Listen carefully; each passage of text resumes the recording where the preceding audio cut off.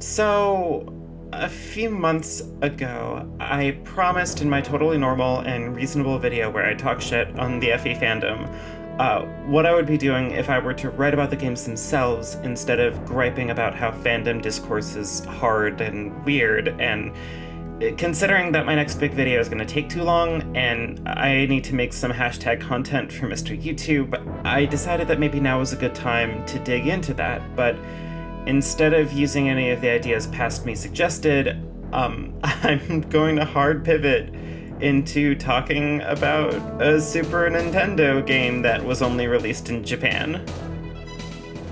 Okay, here we go. So, Thracia 776 has a bit of a notorious reputation in the series, and that may be deserved depending on how you look at it. It's part of when the series didn't have modular difficulty settings in the way that we know them now, and it introduces a ton of very weird mechanics. And it can be a punishing game if you're determined to get every character and play every chapter and get all the rare goodies. Sloppiness is kind of built into the design of the game, but I'm not really here to talk about the big polarizing parts of the game. This isn't about recruiting Xavier or getting to the prison chapter or getting the member card or chapter 24X's punishment box. I want to talk about the first 5 chapters of the game. Well, technically the first 7, but still. I think these chapters together form a really interesting look at how the series' tropes, mechanics, and expectations work together. And while I may talk a bit about mechanics here and there, honestly, there are way better FE tubers, dear God, than me, who are really good at talking about mechanics specifically. Please check them out. My main focus here is going to be on narrative and meta-narrative elements, as if I wasn't pretentious enough by talking about an ancient game like this. Okay. So I understand that my small audience isn't composed entirely of hardcore Fire Emblem fans, and I'm both glad to know that so many of you have better things to do with your lives, and sorry that I'm making you listen to this, but I will try to be concise here. Thracia 776 introduced a ton of new, strange mechanics to the series, and I would argue generally that they all can kind of come off together to make the game way more frustrating than maybe it needs to be, but the game is pretty good at introducing most of the basic parts of it to you in chapters 1, 2, and 2X. So, chapter 1 sets you off with 5 characters at the start. Leaf, the main character, who kind of sucks at combat but has a ranged sword that doubles as a healing item. Finn, a Lance Knight who has great mobility, decent stats, and a Brave Lance, a lance that lets him attack twice for every normal attack that you do in a round of combat. Only he can use this. Avel, a promoted unit, meaning that she's already ranked up and has higher stats, mobility, weapon ranks, etc., who functions as kind of a caretaker, able to step into any dicey combat scenario, and pretty much assuredly come out of it just fine. This is an FE trope called a Jagan, after the first character in the series that did this. And Orson and Halvin, a pair of axe fighters who have decent stats and a personal skill each, Wrath and Vantage respectively. The game gives you these characters, all of whom have skills too, like Leaf and Avel have Adept, but Adept on Leaf has a ridiculously low chance of activating, and Avel is already pretty much destroying everything, so you don't really notice. Finn has Miracle, which again doesn't super factor into a casual player since it requires him to be in danger of getting hit for lethal damage, and in the first chapter that's probably not going to happen much. Orson, however, has Wrath, which assures that the first counterattack he has against an enemy, if it hits, is an assured critical hit. Critical hits are nice, because they usually have some fancy animation, and you deal a ton of damage, and they're also usually pretty rare, like rare enough that a casual player may notice that something's up, since he keeps getting them. Halvin's skill is even more visible since Vantage assures that if he's in range where he can counter, he will always attack first, which breaks the standard flow of combat. The game sets you up with good skills at the start, ones that will come into effect later, and ones that work now, in order to make sure the player knows about skills and keeps an eye on them. This chapter also introduces, through a piece of dialogue, the idea that you can capture enemies, a first for the series. Capturing them is kind of the same as rescuing an allied unit, in that the unit, disappears from the map, and an icon shows you that, the unit rescuing has them, and by having them, their stats are cut. So the thing is, with enemies, if you drop them, they leave the map, and in the state you can quote-unquote trade with them, which essentially means that anything in an enemy's inventory you can just take from them. So, free stuff. Which is good, because in this game weapon durability is kind of low outside of the special fancy weapons. A lot of basic weapons only have 20 uses, which is something later games in the series flip, giving more common weapons a lot of uses, and restricting your use of better ones by giving them considerably less. Here, all your best stuff has about 60 uses on average, a beefy bit of durability because the game wants to encourage you to both use your better weapons and capture regularly to restock on more common filler weapons. In addition, capturing requires you to pre-cut your stats, making it considerably harder to land a kill, so to speak, in order to capture them, and you need to have a higher build stat than the enemy unless you're on a mount. So remember when I talked about Finn, the mounted unit with his own personal Brave Lance, that lets him get a ton of extra attacks in per round of combat because he's both mounted and has his badass lance. The game kind of directs you to find some enemies with javelins or cheaper, more expendable lances and, go to town. This is further cemented by the fact that the majority of the enemies in the map wield lances, so the game is practically telling you to please steal them for Finn. This is all in Chapter 1, so, blah blah blah, good map design, great. Chapter 2 sets us up with more basic mechanics that are pretty damn useful to know, i.e. that enemies will destroy villages you don't get to, and that visiting villages outside of getting neat loot can give you new units in your army, like my favorite special man Ronan here. This is followed by, if you save all the villages like the game telegraphs that it wants you to, your first side chapter, known colloquially in the fandom as a Gaiden map. This introduces a couple of things that are going to suck for you going forward, namely Fog of War, which makes most of the map invisible in Thracia, including terrain, whether or not they have a chest, all of that. In addition, this map has enemy reinforcements spawning where you can't see them, so it wants you to feel less safe in roaming around like some hotshot and getting style points for using Tanya and Ronan in ridiculous scenarios. 2X also gives you two unique enemies to deal with, Shiva and Lithis. So Shiva is a scary edgelord with a killing edge, and you know that you can, if you're brave enough or lucky enough, capture him and take it for yourself. You're also shown Lithis, a thief who had some dialogue that sounded vaguely sympathetic, I guess, who has no weapons. Huh. When you notice in his inventory that he has something called a Hazel scroll, whatever, and you kind of want that, you go to capture him and find out that when unequipped, you automatically capture an enemy. Great. If you read the room properly and kind of intuit what the game is trying to tell you, you finish the chapter with Lithis still captured, and he joins you along with your first healer in the next one, Safi, who also joins with the grim worry that her movement looks like she's unarmed. You see how there's no red boxes around there, since staves aren't considered equipped when you use them. I hope that doesn't mean enemies can auto-capture her. By the time you get to Chapter 3, if you've played your cards right, you're coming in with a powerful swordmaster, a powerful warrior, a powerful lance knight with a brave lance, you have a flame sword, a brave axe, a thief, a healer, one of your ex-pals has his own personal murder axe. You're kinda set to party. Maybe Thracia's notoriety is a joke. Anyways, to the uninitiated, the end of Chapter 3 has Leif get captured and sent to forever prison. Enter Chapter 4. So Chapter 4 starts us with only 2 people out of your old army max. Leif and Lithis if you got him in Chapter 3. Both locked up in separate cells with no equipment. All your fancy toys are gone. They can't do anything. However, not all hope is lost. You gain a grand total of 5 new units at the start of this chapter. Fergus and Karen, who are both locked up with Leif and unarmed, and your new saviors, Brighton, Makia, and Lara, an axe knight, mercenary, and thief, respectively.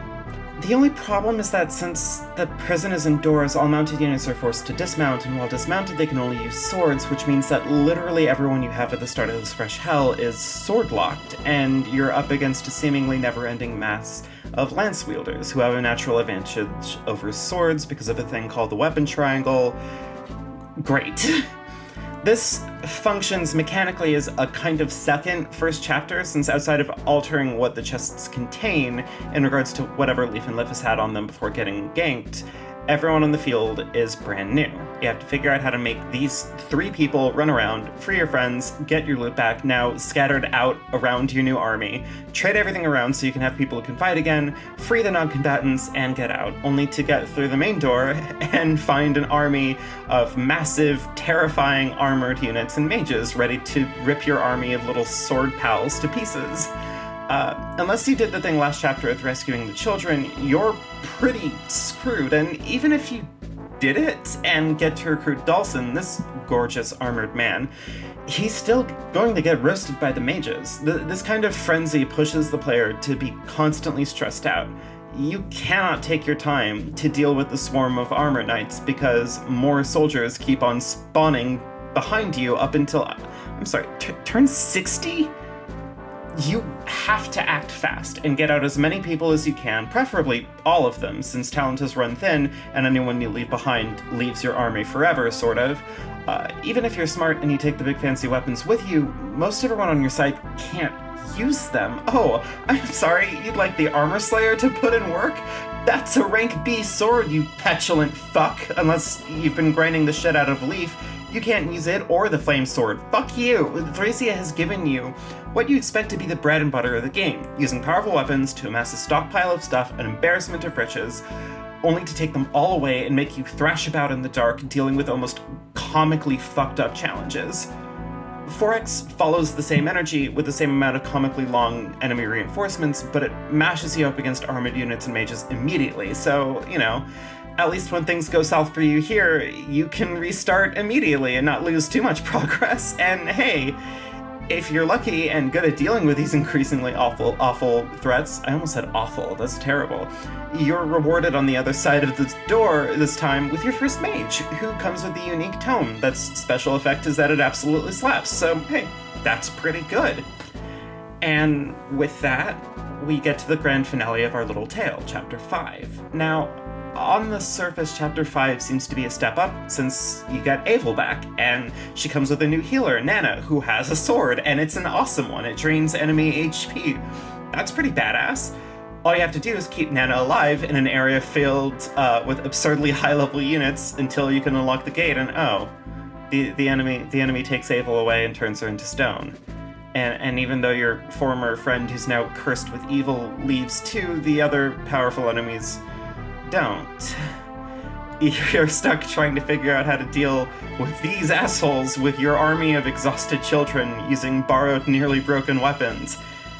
And the game forces you to leave your Jagan behind, and as a double twist of the knife, she doesn't have a chance of coming back into your army until,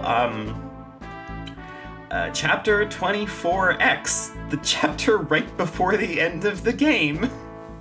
Yay! So, why talk about the mechanics at play here? Well, I think that Fire Emblem as a series can often have a lot of inventive, challenging, fun ideas to bring to the table, but more often than not reduce each map to a pretty simple premise.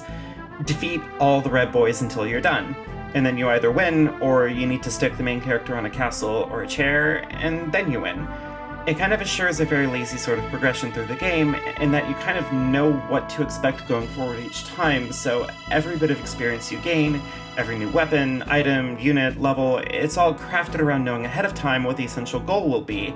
And I like that Thracia really challenges that setup, and is kind of the first game in the series to do so. The chapters 4, 4X, and 5 are all escape maps, meaning that the goal of the level isn't kill all the red boys. In fact, in a lot of them that's impossible. There's too many boys. You're given almost nothing and forced to figure out not how to kill everything in sight, but how to get out with your lives. It's intense, and even if the game never really does another, buck wild twist like that, it ensures that you keep on your toes and never take any given chapter's objective for granted. You see, oftentimes I can see bits of discourse floating around wondering how FE games can improve upon the established conventions, and how each new edition that tries to do just that often falls flat. Like, Awakening's infinite levels is a fine idea, but it doesn't really do much outside of encouraging you to turn the game into a grindfest. Fates had some interesting objectives and a couple of genuinely well-designed maps, but more often than not, the interesting maps were just kind of gimmicky and felt more like set dressing than a change of the form. Three Houses tries to change things up by removing Jagans altogether, makes every unit an investment, front-loads you with an army, lets you customize them to all kinds of absurd degrees, and gives you a mechanic to rewind time to make sure your babes don't die. The maps are all pretty much just kill red boys again, though. You can do it in whatever color and flavor you want, but the formula remains static. Okay, now that I've bored all of my regular viewers, let's scare off the FE fans. Let's talk about storytelling. So, I feel the weird urge to explain myself from the get-go when it comes to talking about the writing in a series, since oftentimes it's kind of, bad. Now, to be clear, I really enjoy these games. I'm pretty easy to please, and as hammy and old-fashioned as a lot of these games are, I can generally have a good time watching pretty decent character drama unfold. It's like comfort food. I like Roy because, I don't know, he's generically good. He likes good things, and his friends, and wants to be a good person. Cool. Like, there's really nothing wrong in passively enjoying Fire Emblem's story, no matter how many folks on Twitter accuse you of fascist apologia because you like Edelgard. Now, the wrinkle in this fan narrative is usually the Super Nintendo era of the series. Genealogy, the Holy War, and our very own Thracia 776. See, these games are pretty grim in a lot of places. One takes place over 20 years, where your army is split up in two halves, with the first generation, dying at the end of their section, leaving the game to be picked up by their children 17 years later. Thracia takes place in that second generation, and it really narrows in on one of the particularly rough beats in the story. Okay. The SNES era of Fire Emblem was really fucked up. Like, the main arc of Genealogy is set in motion by this dark cult who kidnaps Sigurd's, the main character of Gen 1, his wife, Deirdre. The leader of the I almost said cunt. Whoops. The leader of the cult, Manfroy, wipes her memory of him and arranges her to marry Sigurd's sort of, like, frenemy-type guy, Arvis, the ruler of Valhalla. Now, they did this because Arvis and Deirdre are sort of related in that they're both descendants of the cult's dark god Loptus, and they have this prophecy where if two descendants of Loptus bear a son, the boy will be their god reborn, essentially. And that does happen. The main villain of Genealogy in Gen 2 is Julius, the son of Arvis and Deirdre. And Julius, turns out, is pretty comically evil in that he institutes what is referred to in the game as child hunts. Yay! The Empire spends a lot of time in Gen 2 sending troops to villages, taking their children from their families, and basically putting them into, like, ye old fantasy Thunderdome, making them fight each other to the death until only the strongest, most heartless, most broken, fucked up of them remain, to be reborn as mindless servants to the Dark God. Cool. So, you know, a bit of a departure from the kind of easygoing melodrama in the previous titles. And throughout all of this, the Empire is looking for the descendants of Sigurd's old army to ensure that they can never rise up, and that includes Thracia's main protagonist, Leif, the son of Sigurd's friend Quan and his wife Ethlyn, both of whom also died in Genealogy. Leif has been on the run since before Thracia 776 starts. It's weird to point this out now, but the game is actually a midquel, like taking part in between chapters of Genealogy, just go with it. And in the efforts to hide and run from Imperial pursuit, he, his friend Nana, and his caretaker Finn arrive in Fiona, where Ava leads a local militia with her daughter Marita, the girl that was possessed in Chapter 5 from before. The game kicks off officially when the enemy finds and kidnaps Nana and Marita, and kind of parallels the start of the second half of Genealogy, where Seliph, Sigurd's son, refuses to run and hide from an oncoming invasion, and rallies him and a small band of plucky youths to fight back. Leif does the same, insisting that he will not run anymore, and lo and behold, he rallies the Freeblades to his cause and starts pushing back, going from Fiona to Ys, then to stop Leaf's pirate gang from harassing the coastal towns, to the Kerberos Gate, where it's rumored there's a holding cell for imprisoned children. Leaf, acting out that same kind of like righteous boy energy from Seliph and practically every FE protagonist ever, makes a detour here to save the children, unaware that the primary antagonist of Thracia, Duke Raedric, was resting here, and we just poked the dragon while he's sleeping, so to speak. Raedric arrives, forces a surrender from Leaf and Avo. Lithis is also arrested, I guess, since he's a thief. They didn't really explain, and your army scatters. This whole diversion into recounting the game is to say that I do understand why there's a fan perception that these two installations have generally sharper writing. In a lot of ways they do, but Genealogy has a lot of clarity of thought in part 1, and while the edgy, gritty, dark shit definitely goes down in Gen 2, the game kind of reaches a comfortable par with itself, since it is at this point a story about Seliph saving the world. You know, in the same way, Thracia's writing is front-loaded, as the later chapters, I almost said chapters, as the later chapters are, in a lot of ways, interesting from time to time. Leaf is certainly a more flawed protagonist than we've seen from the series thus far. More often than not, it kind of reaches the same arc of us finding a new location to liberate and what we do with it. But these first 5 chapters are incredibly good at setting the tone and making you feel pressured. Like this isn't a story about heroes saving the world easy breezy, but a story that puts the enemy in an unusual position of strength over you. Unusual, at least for the series. See, every Fire Emblem game pretty much ends in a triumph over the forces of evil, usually an evil dragon, after overthrowing an evil invading empire, and Thracia kind of does that too, sort of, but its position as a mythical restricts the game from ever really letting you feel like you're getting a commanding hold over it, and a lot of that tone is set up here in these opening 5 chapters, where your heroism is rewarded with the game kind of stabbing you in the back. So, the greater point in all of this, and the reason I'm kind of waffling about here, is that the series has this notoriety.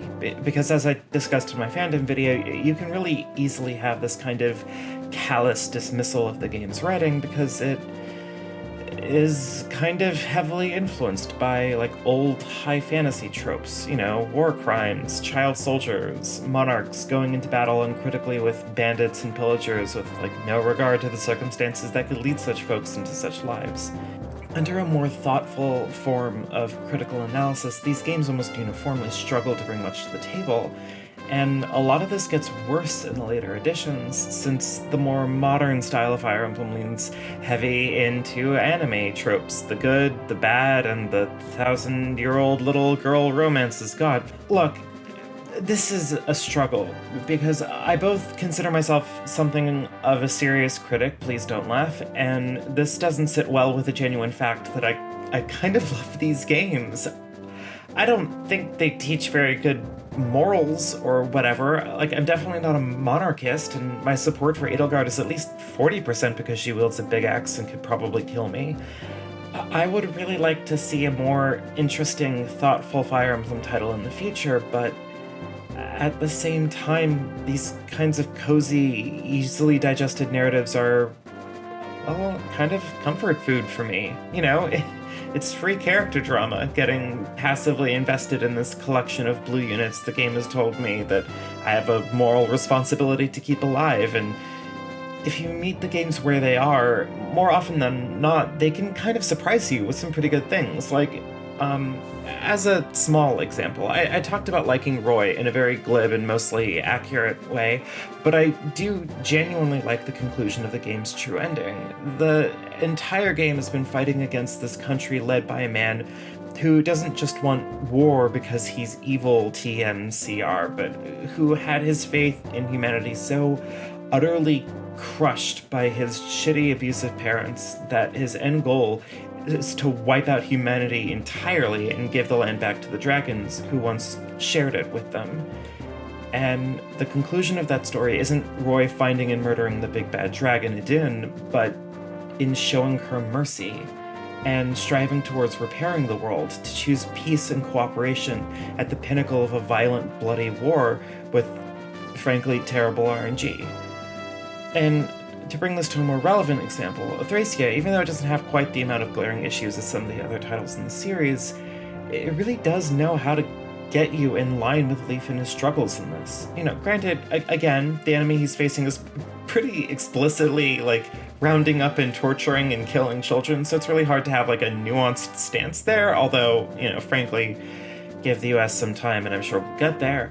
There is something kind of compelling in having this figure in the midst of running for his life from an overwhelming empire nipping at his heels, choosing to put himself in peril for a pretty unambiguously moral cause, and suffering a pretty damning consequence for it. Okay, one more point before we close up for the night. So, to be clear, I am not an expert on Fire Emblem. I know a lot of details about it, the characters, general knowledge of some of the mechanics, but I don't play games in harder difficulties, at least not in the series, and that's worth talking about for a couple of reasons. One, I just want to give FE fans in the audience a chance to be able to disregard my opinions on things, because I am just a filthy casual, and two, I think looking at these games from a more mechanically casual lens is interesting. Now, okay, granted, Thracia doesn't really have modular difficulty. You can plug in a code in the menu and unlock a mode where all of your units gain double experience, but the game's stat caps and reliance on these scrolls to modify your growths doesn't make this quite as neatly an easy mode, but I like playing in more casual ways because I enjoy creating meta-narratives for myself, and I feel like I have to clarify because of the modding community. I mean randomize in the sense that I pick a random unit within a certain boundary, usually weapon type, to fill one of the spots of my final team. When I recruit that unit through the normal course of playing, I go ahead and train and deploy them as much as possible. I'm not talking about literally doing a random recruit run. Okay, see, Fire Emblem is actually fantastic at crafting meta-narratives, or narratives that narratives that are composed not out of dialogue and writing, but out of the story your brain fills in while you're playing. And since the series has RNG all over the place, the games, in theory, are all going to play a little different each time. And since I'm not satisfied with that, I guess, and I also may have some ADHD indecision-related head stuff going on, I take things one step beyond, randomize my team each playthrough, which usually synergizes better with normal difficulties because I don't really care about efficient play. I'm not an LTC runner, I don't do Ironmans, I tried to draft once and it was horrible, but that's okay because I get to make a little different narrative each time I play these games, sort of. Okay, see, Thracia complicates this. Genealogy does too, but, love finds a way. Thracia can, in theory, have these random team comps just fine, but these opening chapters pretty much force not an exact method of play, but they kind of compel you to make specific priorities clear, and I kind of love it, because part of being, a hopelessly starry-eyed, easily amused casual is that Genealogy and Thracia are basically the only two games I play on somewhat equal footing with everyone else. The prison sequence goes down the same way unless you're using elite mode, I guess, so the feeling of it sticks out in my memory. This is compounded by the fact that this is a sequence that's almost wholly unique to the series, so as incredibly frustrating as it can be, and God, it can be a fucking nightmare, there's really nothing else like it. Every time I start a run of Thracia, even knowing what's going to happen next, I feel confident and in control in the first chapters leading up to chapter 4, only to have that kind of frenetic, frenzied panic energy going forward. Okay, I had a different and frankly much cheesier ending for this, to kind of wrap it all up about how these chapters are great and show in their own little realm the potential, the kind of often illusory promise these games have to them. I can think of a ton of other RPGs that have prison sequences, but most of them are kind of, they're okay, but usually breaking out of jail in an RPG is a pretty small feat. Usually a trick of a puzzle here, a cutscene there, and you're given back your inventory if, frankly, you lose it in the first place. And in this, it's this paradigm shift to how you've been set up, blah, blah, blah, blah, blah, great first chapters, some cheesy lines about living to fight another day, whatever. I want instead to maybe dig into this anxiety I have in talking about the series. I keep on revising my script, even though I deliberately chose a topic that should be short and to the point. I talk about mechanics when I usually don't care to, and the reasons I gave were kind of pointedly defensive, right? I just assumed that as someone who doesn't engage with the series at its peak difficulties, my contribution to how I understand the mechanics kind of just don't matter. And this is, while in some ways, this is sort of about the whole fandom discourse thing I said in the last video, some part of this is genuinely self-imposed. I don't feel nervous discussing the mechanics of Persona titles, obviously, even though I certainly don't play them on higher difficulties, because talking about difficulty usually just isn't in the communal lexicon of the series. And while I actually have friends who do play these games with, big brain strats and are all very good and whatever, and none of them have ever seemed to judge me particularly for being a casual player, I feel this kind of anxiety. And even outside of the mechanical stresses, I get nervous because I do like these games, and maybe there's a part of my brain that's worried that I shouldn't. I keep on pointing out in no small terms the myriad history of weird, problematic shit that goes down in these games pretty much across the board, and I think part of me is genuinely worried that liking these games is, in itself, an implicit endorsement of all of the game's worst offenses. Now, how the fuck do I wrap this video up? I still obviously stand by what I said about Thracia's first 5 chapters. I don't even think this is a particularly controversial stance, but I think this is all trying to sort out my feelings before I do more content about these games, because I will, no doubt. It's hard, confronting your own confusing, uncertain feelings on something. As much as I don't want to talk up the series out of a genuine fear that people may make the horrible mistake of playing these games, I do genuinely like them. And I think while not every reason I have is the most sound or even really cohesive in some cases, I like being able to look at moments like this one and feel grounded. Like the platonic idea of the series that lives in my head, while it doesn't exist, you can at least start to see what it might look like. Okay. Special thanks to Brandon Haney, Kate Rose, Colleen T, D.R. Baker, Dector A, Evan Kearns, Lewis Wells, Maria Aladren, Alistair V, Narai the Redmarked, Pahor, Mr. Professor Dr. Boppersama, and Thomas Wulpes.